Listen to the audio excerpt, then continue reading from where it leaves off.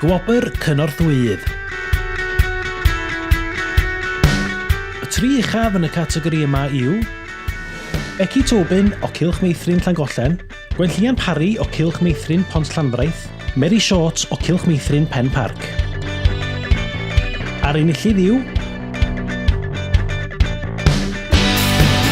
Gwenllian Parry o Cylch Meithrin Pont Llanfraith.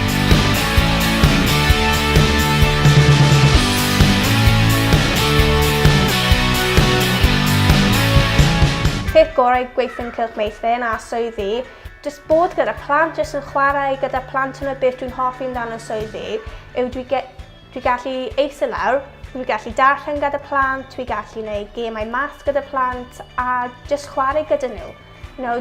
Pan dwi'n mynd adref wedyn, nhw gyd yn hapus, nhw gyd yn siarad i mam a dad yn dweud beth nhw wedi gwneud yn y meithrin.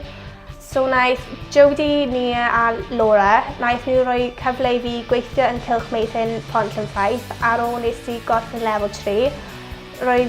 Nes i dechrau crio, oedd e just amazing i fi bod mewn swydd ble dwi'n codi lan pob bore a dwi mor hapus yn dod mewn i'r gwaith. Mae hi'n mynd above and beyond trwy'r amser. Pan dath hi, roedd hi'n swill, ond mae wedi dod ymlaen yn gret a mae'r plant yn dwlu arnau. Mae hi'n naturiol gyda'r plant, mae'r plant yn mynd iddi hi cyn i'r staff arall i ddweud y gwir. Jyst ddim yn gallu canmol hi yn digon. Pan fi'n edrych nôl i gweld sut nes i dechrau o person oedd 16, oedd ddim yn gallu siarad i neb, oedd jyst mor swill yn dod mewn i'n meithrin i nawr.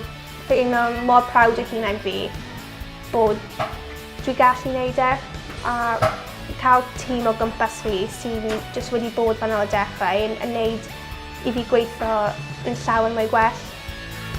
Llongyfarchiadau i Gwenllian Parry o Cylch Meithrin Pont Llanfraith.